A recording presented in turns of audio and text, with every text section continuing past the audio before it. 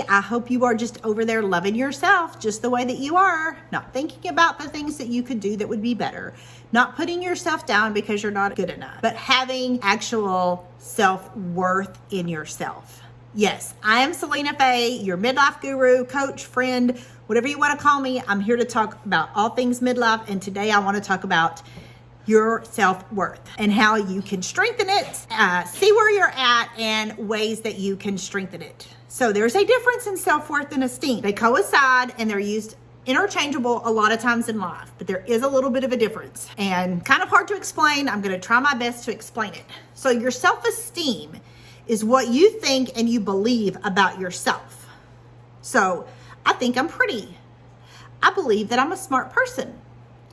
The things that you think and believe about yourself is your self-esteem. Your self-worth is going beyond the things that you think and see and knowing truly who you are and being proud of that. So I think I'm pretty. I believe I'm smart.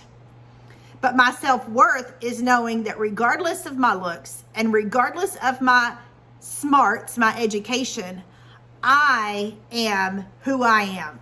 And I am okay just like this.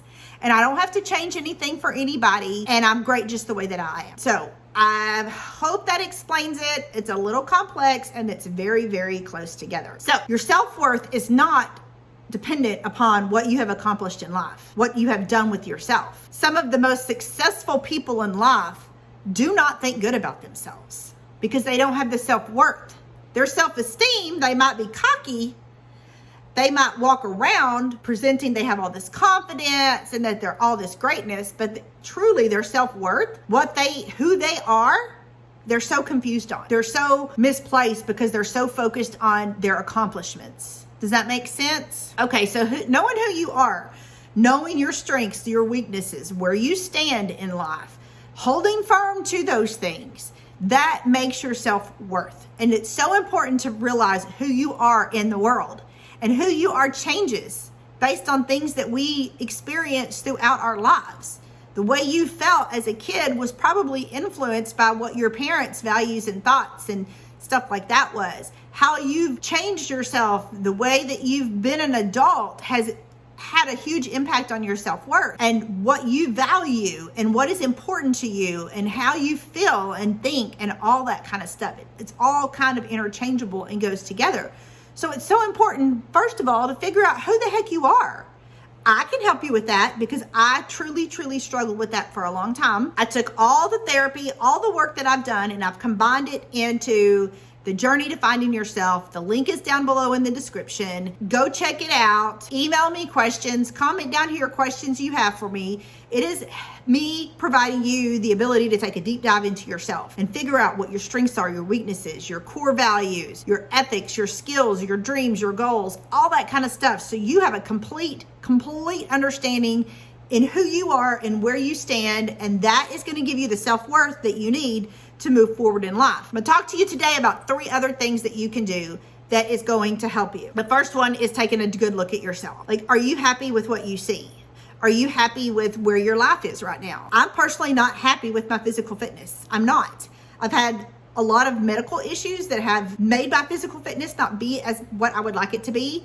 I have also had laziness that has made it be what it is not. Still got some things, but I'm not happy with that. So I want to look at myself and I want to say, how can I improve that? How can I improve my physical fitness? And maybe it is just moving 30 minutes a day, moving in some form or fashion, whether it's walking circles around my house, walking outside in the yard, taking the dog on the walk. Maybe it's just stretching, but for 30 minutes every day, I'm going to dedicate 30 minutes to moving my body in some form or fashion. So take a look at you. Are you happy with the relationships that you have? Maybe you don't have a good relationship with somebody. Can you work to improve that? Or do you just need to end that relationship because it's not a healthy relationship for you? So taking a good look at you and your life and saying, am I happy with this? If I'm not happy, how can I change it to make it where I am happy with this? The next thing that you can do is you can care for others. And I don't mean going and being a mom or a friend. We know how to care, okay? I'm talking about truly care for people. Like when someone talks to you, do you actually listen? In today's society, you go out to a restaurant and there's a family sitting there and they're all on their phones scrolling. And it's like, They're really not spending time together with each other. You don't know how much time we have on this life. We don't know what will happen in the next hour, the next day, the next week, the next year. Are you truly present for those people that are in your lives? When someone's talking to you, are you actively listening to what they're saying, or are you thinking about 500 other things that you need to be getting done right now? Do you have the TV going in the background where you're kind of listening to that and you're not really focusing on what they say because they seem to tell you the same things over and over and over and over and over? So are you being active? Are you being present and caring for other people that way? That makes a huge difference, because when you can be present, you can be your whole self, and you can be that good friend, that good daughter, that good mother, that good support, whatever it is that is needed.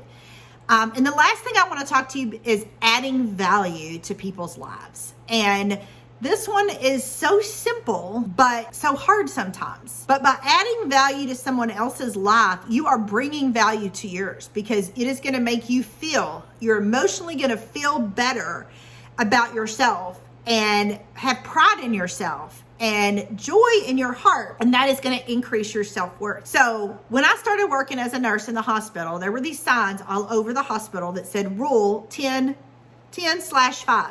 And I was like, what the heck does that mean? And someone told me the rule that they wanted all the employees to do in the hospital was, when you're walking towards someone, when you're about 10 feet away from them, you smile.